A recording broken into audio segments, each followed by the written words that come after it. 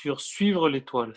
Suivons ce soir les rois mages et on va les suivre. On va faire le chemin avec eux, on va faire un beau voyage avec eux. Donc on va lire en Matthieu chapitre 2 à partir du verset 1. Jésus était né à Bethléem, en Judée, au temps du roi Hérode.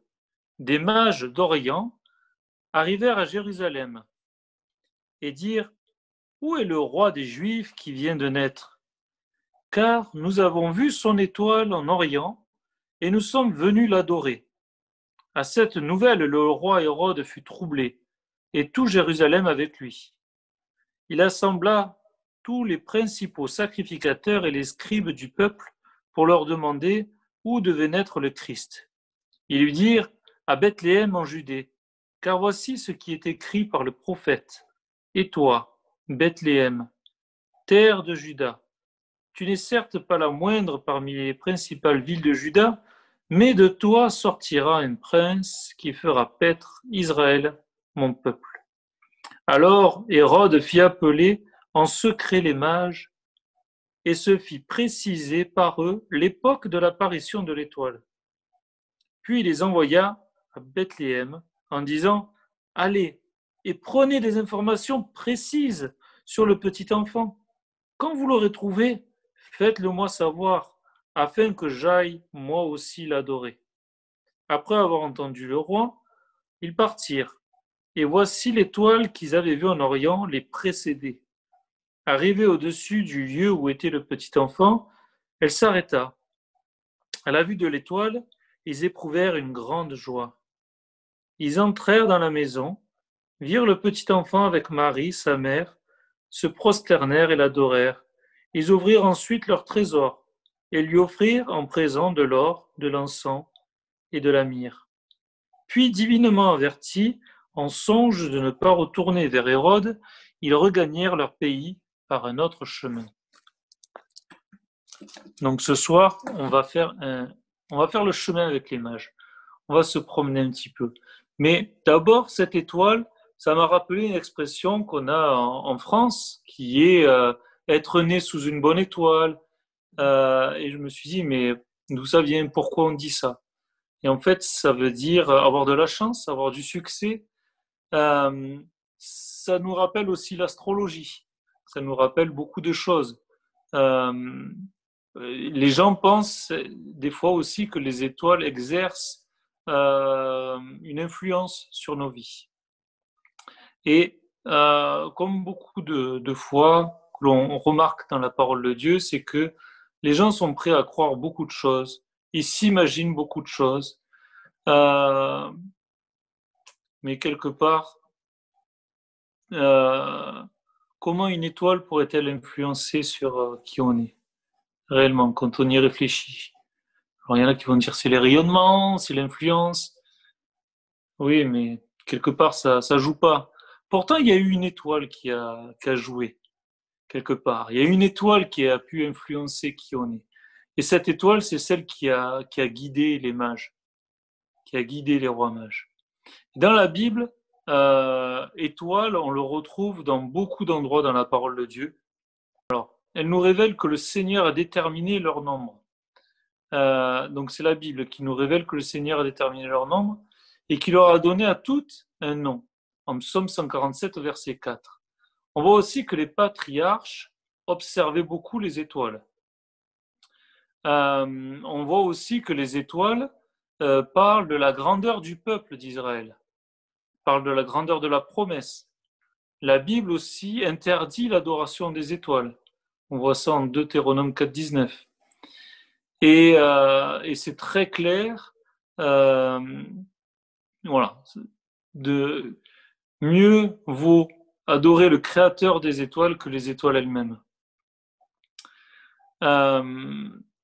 Et du coup, quand on regarde pourquoi le Seigneur a créé les étoiles, ça nous est très simplement expliqué en Genèse 1, au verset 14. Elles sont inventées pour des signes pour marquer les époques, les jours et les années. Voilà pourquoi ont été créées les étoiles. c'est vraiment pour qu'on puisse avoir un calendrier quelque part au-dessus de nos têtes et aussi nous émerveiller. Qui ne s'est pas émerveillé en regardant le ciel et en voyant tous ces astres briller? C'est incroyable. Donc commençons notre chemin avec les rois mages. Donc cette histoire, elle est tout simplement incroyable, à tout point de vue. Les rois mages ont vu une étoile quelques mois avant que Jésus naisse, parce qu'ils n'habitaient pas la porte à côté, le voyage était quand même assez long, et donc ils ont suivi cette étoile. Ils ont suivi cette étoile, et, et quelque part, on ne sait pas trop comment ça s'est passé, parce que finalement, ils ont suivi cette étoile, elle était certainement très différente des autres. Vous savez, le ciel est rempli d'étoiles, est rempli de voix quelque part, rempli de lumière. Mais eux étaient des chercheurs, ils cherchaient la vérité, ils observaient les choses très clairement. Et ils ont discerné que celle-ci avait vraiment quelque chose de particulier des autres. Elle montrait un chemin quelque part. Vous savez, quand on regarde le ciel et les étoiles, quelque part, elles bougent. Elles bougent. Et puis si on regarde le lendemain, elles sont plus à la même place quelque part. La Terre a tourné sur elle-même, elle a tourné autour du Soleil, tout a bougé. Mais celle-là, cette étoile-là, elle ne bouge pas. Elle montre le même chemin. Elle a peut-être le même éclat, mais elle montre un chemin. Quelque chose qui attire l'œil des mages, qui fait que ils ont décidé de préparer une caravane, de partir à la recherche de cette étoile. Qu'est-ce que cette étoile va nous apporter? Et tout au long de leur périple, ils avancent, ils rencontrent sûrement des gens qui les encouragent et qui disent: ah bon, vous voyez une étoile? D'autres peut-être qui les découragent de faire ce chemin. Ils rencontrent des déserts, ils rencontrent des choses. Tout ce chemin est quand même très particulier. Et ils arrivent à un moment donné vers Jérusalem. Et là, ils se disent: ah, mais c'est certainement le roi des Juifs qui va naître. Et quelque part, en disant ça, je me suis fait la réflexion, c'est que en disant c'est le roi des Juifs qui va naître, pour moi, c'est aussi la révélation de dire que c'est la religion des Juifs d'où va naître le roi de ce monde quelque part. Pas simplement le roi des Juifs, mais le roi de la religion des Juifs. Quelque part, le Dieu qui gouverne. Ils avaient eu cette révélation, c'est sûr. Peut-être que leur avait donné une prophétie, qu'ils allaient suivre cette étoile et que Dieu allait se révéler et Dieu allait être au milieu de ce peuple. Mais ils ont suivi cette étoile. Ils ont suivi cette étoile. Et ce qu'on a vu avec Salomon était très particulier, n'est-ce pas? Salomon était visité par les grands de ce monde. Les gens venaient voir, connaître sa sagesse, mais c'était un homme. Et ici, c'est un petit enfant qu'on vient voir. C'est très étonnant cette histoire. Elle est incroyable à tout point de vue. Et ces mages qui font tout ce périple pour arriver jusqu'à Jérusalem, ben, ils ont compris que c'était quelque chose de très particulier. Une étoile comme ça n'existe pas.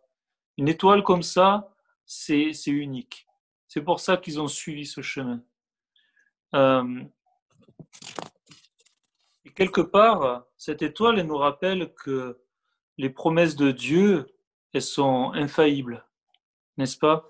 Quand on voit dans ce que je vous ai lu tout à l'heure, dans Nombre 24, 17, qu'il est dit qu'un astre sort de Jacob, le sceptre s'élève d'Israël, ça parle vraiment de cette étoile-là, de Jésus qui s'élève en Israël. Et on voit en fait que toutes les promesses que Dieu nous fait, il les tient. Il fait une promesse, elle va s'accomplir. Et on voit une autre chose, c'est que c'est dans son timing. Ça a été écrit au livre des Nombres, mais le timing de Dieu, c'était à ce moment-là. Et c'est le timing, il est parfait. Et quelque part, ça nous montre une autre chose, c'est que ça vaut la peine d'attendre. Parce que c'était pas simplement un prophète qui allait naître. C'était pas simplement quelque chose. C'était le Messie, c'était Dieu sur terre. Le peuple d'Israël le savait. Et les mages, eux, sont venus adorer ce Dieu qui allait naître. Et, et pendant plusieurs mois, donc les mages ont suivi cette étoile. Elle bougeait avec eux. Elle était constante dans sa trajectoire. Pendant que les autres tournaient, elle restait sur la trajectoire. Elle était rassurante. Elle était consolante parfois dans leur chemin. Euh, et donc, elle s'arrête. Elle ne s'arrête pas à Jérusalem. Mais eux s'arrêtent à Jérusalem. Et c'est le deuxième point que je veux relever, c'est celui-ci, c'est que quelque part dans notre chemin spirituel, on va prendre le chemin du monde, le chemin qui nous attire quelque part. L'étoile est là, mais on va faire un petit détour parce que si c'est le roi qui doit naître, il doit forcément naître dans le palais. Il va forcément naître dans la capitale. Donc on va faire un petit détour. L'étoile elle brille, elle doit se tromper, c'était une trajectoire, mais ce n'était pas très précis. Le palais, il est là, le roi, il est là, c'est là que doit naître le roi. Des Juifs, c'est là que doit naître Dieu. Donc finalement, un petit détour. Mais vous savez, une chose qui est importante, c'est que leur destination, c'était Bethléem. Mais ils viennent quand même là où l'étoile ne brille pas. Et quelque part, on pourrait s'attendre à ce que tout le monde s'exclame: Ah, c'est incroyable que vous suivez cette étoile, ça veut dire c'est le signe du Messie à Bethléem, et que tous les gens les suivent. Mais quelque part, là où l'étoile ne brille pas, les hommes sont immobiles. Là où il y a l'obscurité dans le cœur des gens, là où les gens refusent la parole de Dieu, les gens sont statiques dans leurs pensées. Leurs pensées sont obscurcies aussi. Et ça nous montre vraiment dans quel brouillard étaient les gens, étaient les grands prêtres quelque part. Parce que c'est eux et les scribes, ils ne se trompent pas d'où doit naître le Messie, à Bethléem. Ils le disent sans trop étudier quelque part. Et pourtant, eux aussi ne vont pas se mettre en route avec les mages. Et, et c'est invraisemblable parce que toute leur vie, ils ont étudié, toute leur vie, ils savaient que le Messie arrivait, toute leur vie, ils savaient qu'il allait naître à Bethléem. Et là, des gens arrivent, leur disent, on a suivi ça et c'est incroyable, on sait qu'il y a le roi des Juifs qui va naître. Et eux, bah, ils suivent même pas. Ils sont même pas curieux, ils sont même pas se dire, mais, mais quelque part, on voit vraiment l'orgueil de ce peuple, quelque part, qui était vraiment placé. Se dire, la révélation elle doit venir de nous, elle ne doit pas venir de ces astrologues, de ces gens qui étudient les étoiles. C'est vrai que Dieu avait dit de pas mettre un crédit sur ces gens-là. Mais quelque part, Dieu parle au cœur des gens et met de la valeur aux gens. Peu importe que vous soyez un berger, que vous soyez un mage, Dieu sait toucher le cœur des gens et met de la valeur sur les gens. Et, et ça, c'est incroyable. Et, et on a cette prophétie qui nous dit, alors je vais le relire, et toi, Bethléem, terre de Juda, tu es nullement la plus petite, car de toi sortira le conducteur qui paîtra mon peuple Israël. Et on voit ici que le peuple n'a pas reçu cette promesse. Mais quelque part, ça nous projette à nous aussi. Parce que quelque part, nous avons une autre promesse, nous aussi. Et autant le peuple n'a pas su voir le Messie arriver au milieu d'eux, autant, quelque part, le peuple chrétien n'attend pas plus la venue de Jésus aujourd'hui non plus. Et pourtant, on a cette promesse de retour qui est proche, qui nous est dit en 1 Thessaloniciens 1,10. Jésus va revenir. Et pourtant, on vit comme s'il n'allait pas revenir quelque part. Dans notre confort, on est à Jérusalem, dans la ville des promesses. Euh, je trouve ça incroyable comment Dieu fait les choses quand même. Comment Dieu fait les choses.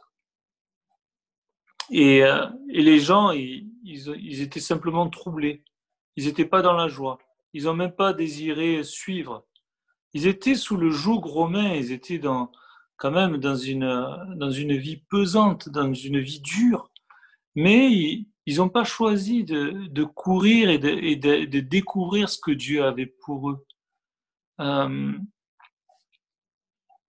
donc, nous, quelque part, on n'attend pas plus que attendait finalement le Messie. Et quand on regarde autour de nous le monde chrétien, alors quand je dis nous, c'est pas forcément notre Église, mais c'est la chrétienté en général, l'Église, la grande Église du Seigneur. Quand on regarde le monde chrétien, ça fait quand même assez peur. Euh, et bien souvent, nous sommes comme Hérode. Nous connaissons la Bible et nous savons où attendre Dieu finalement, où va être Dieu, où va se révéler Dieu dans notre vie. Mais bien souvent, on reste dans nos baskets et on fait ce qu'on a à faire. On oublie que Dieu va être présent, peut-être dans des rassemblements comme nous, peut-être, voilà, peut-être simplement dans ma prière ce matin, peut-être dans beaucoup de choses. Dieu est là, mais quelque part, je le sais, mais je m'y amène pas, je viens pas. Et quelque part, c'est cette marche pour adorer, comme eu les mages, ou alors cette marche pour tuer que va faire Hérode. Euh, il y a quelqu'un qui a dit ça, il y a des personnes pieuses qui n'ont encore jamais été en chemin ou qui ont depuis longtemps cessé de l'être. Et il y a des croyants qui ne peuvent plus croire à force de trop croire. Et il y a des païens qui croient avant même de savoir ce que c'est. Ils croient avant d'être véritablement devenus des gens pieux. Une étoile leur apparaît et ils sont en chemin avec les mages. Et j'ai envie de vous dire, ce soir, chacun d'entre nous, soyons en chemin avec les mages tous les jours de notre vie. Pas simplement une fois pour la conversion, certainement. On va rencontrer Jésus dans notre vie, on aura eu tout un périple pour y arriver. Le monde nous aura attirés, il y aura eu beaucoup de choses. Mais quelque part, c'est un peu notre combat quotidien, d'être dans la présence de Dieu, d'avoir cette communion avec lui. Donc, quelque part, soyons en chemin avec les mages et soyons dans la présence de Dieu, suivant la lumière de Christ. Donc, ils sont arrivés à Jérusalem, quelque part, j'ai envie de dire, dans le monde religieux, qui sait, mais qui y va pas. En Genèse 15, Dieu dit à Abraham, regarde le ciel et compte les étoiles si tu peux. Telle sera ta descendance. Et voilà la promesse que Dieu fait à Abraham. Une terre, une postérité nombreuse, et tous ceux qui viendront après toi marcheront dans cette promesse. Mais il vint pour ce peuple un temps de longue et froide hibernation. Rendez-vous compte, ils ont été figés. Autant ils ont été esclaves en Égypte, en hibernation totale. Euh,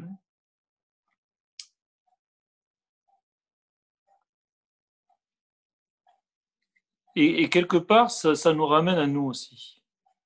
Des fois, dans nos pensées, on peut être figé. Et on a Qui voit aujourd'hui des enfants en train de regarder le ciel et s'émerveiller des étoiles? Plus personne. Aujourd'hui, les étoiles que les enfants voient, c'est les étoiles animées, j'ai envie de dire. Celles qui sont dans la télé.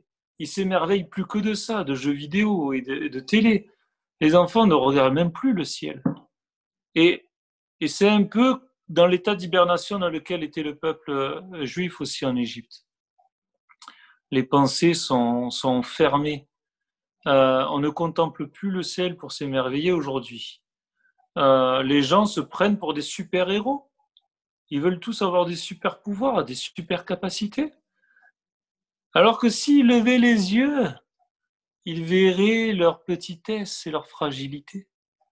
Ça nous ramènerait vraiment à une bonne chose. Pasteur Pierre, lundi, parlait de Philippiens 4.8. Tout ce qui est vrai, tout ce qui est honorable, juste, pur, aimable, mérite l'approbation, qui est vertueux, digne de louange, soit l'objet de vos pensées. Voilà ce qui doit guider nos pensées. Tout ceci, tout, tout, tout ce qui est honorable, tout ce qui vient de la parole de Dieu, de l'essence de la parole de Dieu. Ces pensées-là vont renouveler nos pensées à nous. Imaginez ces Juifs enfermés à Jérusalem qui savent que c'est là où il faut aller, ils n'y vont pas. Ça, c'est comme si ils étaient devant la mer Rouge et ils attendent. Ils attendent et ils se disent, vas-y Seigneur, ouvre-la, nous on attend. Quelque part, ils ont vécu où il y a eu des juges qui les ont délivrés, où il y a eu Dieu qui a fait des grands miracles, et aujourd'hui, ils veulent vivre la même chose. Vas-y Seigneur, ouvre la mer, et puis voilà, nous, on n'a plus qu'à marcher, on n'a même pas besoin de renouveler nos pensées, on n'a pas besoin... Il y a quelqu'un qui marche devant nous, allez, on le suit, c'est parti. Alors, le problème, c'est que leurs conducteurs religieux n'avaient pas les bonnes pensées non plus, ne s'attendaient pas à Dieu, étaient aveugles à l'arrivée du Messie, et du coup, le peuple était sans conducteur et il ne voyait plus rien. Mais vous savez ce qu'est venu faire Jésus dans ce monde? Jésus, il est venu pour nous faire marcher sur l'eau. Il veut changer les choses aujourd'hui. Jésus nous tient la main et il nous dit, vas-y, viens avec moi, marche sur l'eau, marche sur tes problèmes, te fais pas engloutir par ce monde. Il y a quelque chose d'autre à vivre. On a quelque chose de beaucoup plus grand. Oui, il y a du bruit, oui, il y a les vagues, oui, il y a des gens qui nous calomnient. On va avoir de plus en plus de problèmes, nous les chrétiens. Mais toutes ces difficultés, quelque part, c'est pas grave. Garde le focus sur moi, garde l'objectif. Et ensemble, on marchera main dans la main. Et on a besoin de marcher vers la lumière de Dieu. Pourquoi? Parce que quelque part, quatrième point, c'est la rencontre. Les mages arrivent jusqu'à Bethléem et c'est incroyable, cette étoile. Nous, on pense les étoiles qui sont très haut dans le ciel, mais comment cette étoile qui est aussi haute dans le ciel a pu s'arrêter au-dessus d'une maison, éclairer cette maison en particulier pour qu'ils sachent que c'est cette crèche-là où est né le... Ça nous dépasse tout ça. Qu'est-ce qu'il y a eu vraiment? On ne sait pas ce qui s'est passé. Mais quelque part, ça nous montre la précision de Dieu. Dieu n'est pas quelqu'un qui fait les choses par hasard. Dieu fait les choses précises. Quand il veut toucher le cœur de quelqu'un, il peut tout faire. Il peut faire qu'une étoile descende du ciel et éclaire une crèche. Il peut faire que quelqu'un qui n'a pas l'habitude de parler parle. Et là, il peut faire beaucoup de choses. Ne limitons pas Dieu, ne le mettons pas dans une petite boîte. Le Seigneur, ce qu'il veut, c'est un peuple d'adorateurs. Il veut sauver des gens. Il veut que toute âme se convertisse. Et, euh, et, et là, on voit vraiment comment Dieu sait toucher les gens. Quelque part, comme je disais tout à l'heure, oui, Dieu, ce qu'il veut, lui, c'est pas forcément des gens forts, des gens puissants, mais ce sont vraiment des gens humbles qui viennent. Les rois mages arrivent devant Jésus. Vous savez ce qu'ils voient? Comme nous, quand on s'est converti quelque part. Peut-être comme nous, des fois, quand on est repris dans nos pensées, qu'est-ce qu'on voit? C'est qu'on n'est pas seul. On n'est pas seul. Ah oui, on n'est pas seul. Et non, regarde, il y a les bergers. Il y a les gens du village peut-être qui sont venus avec les bergers. On n'est pas seul pour adorer Jésus. Mais en même temps, on est accepté dans la présence de Dieu. On est accepté. Oui, tu es accepté dans la présence de Dieu. Que tu sois un mage, ça veut dire un astrologue, quelqu'un qui est une abomination pour le Seigneur. Peut-être, mais Dieu, lui, regarde à ton cœur. Dieu, lui, regarde qu'est-ce que tu cherches. Tu as su trouver la petite étoile au milieu de toutes les étoiles. C'est que quelque part, tu cherches la vérité, tu cherches vraiment, tu m'as trouvé, tu as trouvé la lumière au milieu de tout ça. Donc Dieu, lui, il regarde pas au titre, mais il regarde au cœur. Les bergers étaient là, les gens les plus pauvres, les moins instruits.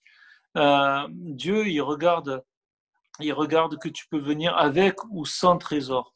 Les rois mages sont venus avec du trésor, avec des trésors qui ont vraiment montré les caractéristiques du règne de Christ sur terre. Incroyable, incroyable. Mais Dieu nous accepte tel que l'on est, tel que l'on est.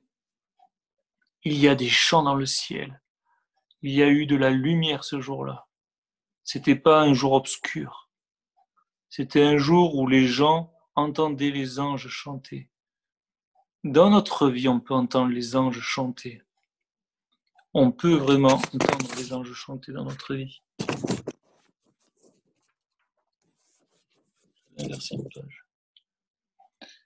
Et, euh, et ce qui est incroyable, c'est que le peuple juif qui était aveugle à Jésus, aveugle aux promesses de Dieu, qui était enfermé, moi, ça me fait rire parce que vous savez ce qui représente les Juifs aujourd'hui, hein.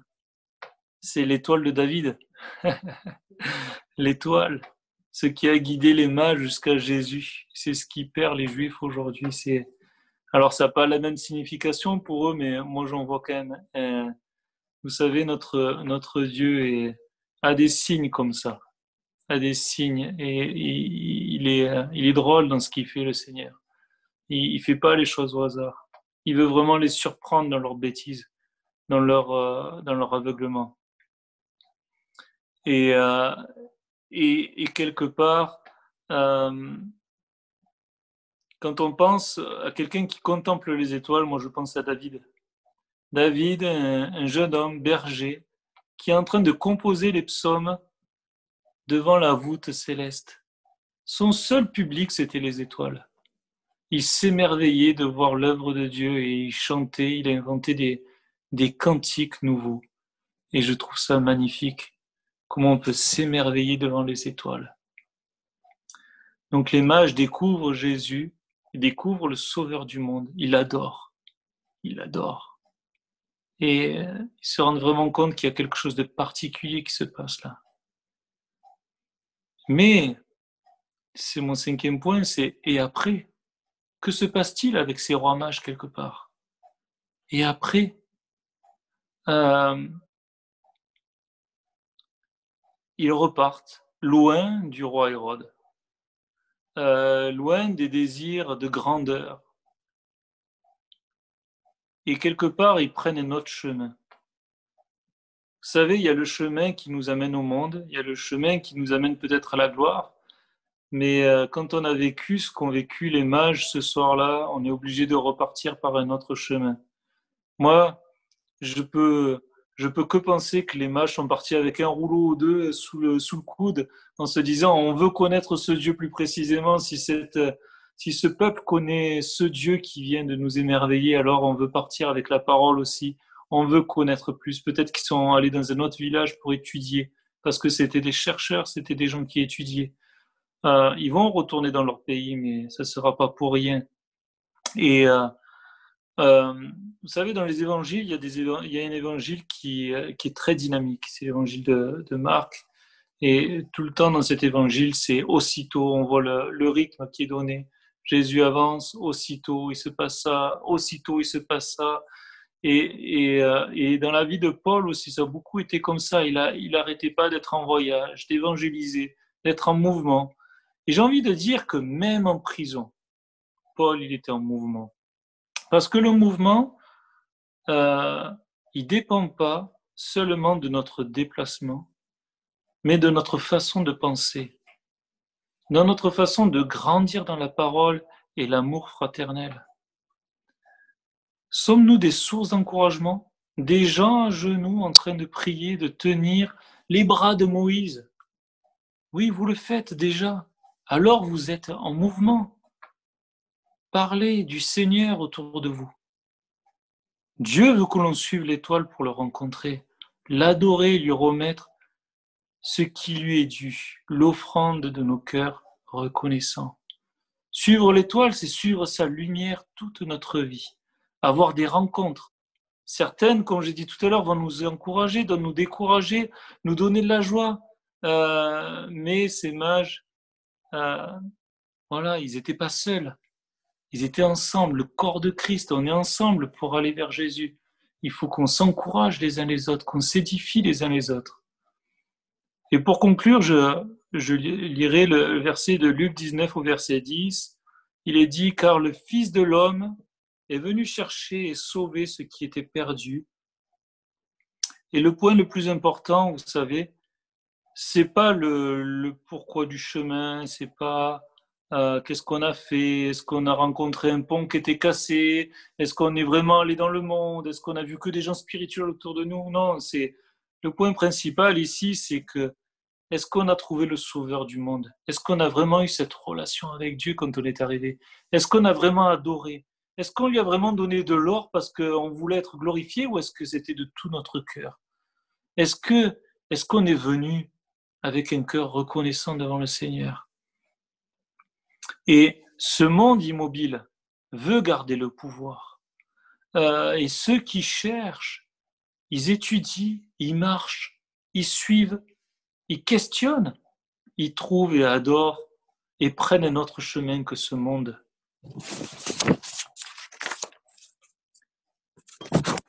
J'ai écrit ça aussi pour finir. Tout à l'heure, le Seigneur m'a touché aussi par ces quelques phrases, mais je vous ai dit, c'est que dans le ciel, il y a beaucoup d'étoiles, beaucoup de voix, beaucoup de choses. Et les mages ont vraiment su discerner cette étoile qui était là, qui était différente, qui était particulière. Et basée sur l'amour du prochain et non sur un épanouissement personnel. Ça, c'est tellement important. Je reviens souvent sur ça, mais c'est vrai que c'est l'amour du prochain qui doit animer notre marche quotidienne. C'est ça qui fait la différence. Toutes les étoiles brillent autour de nous, mais quelque part, la nôtre, elle est différente. Elle est différente parce que elle est basée sur l'amour du prochain. Elle n'est pas basée sur notre accomplissement. Je vais m'accomplir. Il y a des religions qui prêchent ça sur le fait qu'on va devenir de mieux en mieux, voilà, beaucoup de choses comme ça, mais notre religion est différente, elle est basée sur son prochain. Elle n'est pas basée sur le fait que nous, on devienne de plus en plus capables de faire les choses. Et c'est vraiment la sanctification de Dieu en nous pour qu'on puisse aimer encore plus les gens. Notre religion est différente par rapport à ça. Notre lumière que l'on suit, elle est différente par rapport à ça. Et cette étoile est unique. Le diable brille comme elle, mais celle-ci ne bouge pas, alors que toutes tournent. Elle veut nous amener à un point bien précis de rencontrer le Seigneur et le Sauveur. Soyez bénis ce soir, vraiment, et soyez encouragés par ces paroles de suivre cette lumière. On parle souvent que Dieu est la lumière du monde, Jésus est la lumière du monde. Il y a même un verset qui dit, je ne vais pas vous lire, ça fera trop long, mais que Jésus est l'étoile du matin. Euh, la parole de Dieu est assez précise quand même. Elle se désire vraiment nous encourager. Soyez encouragés par ces paroles ce soir et soyez bénis. Amen.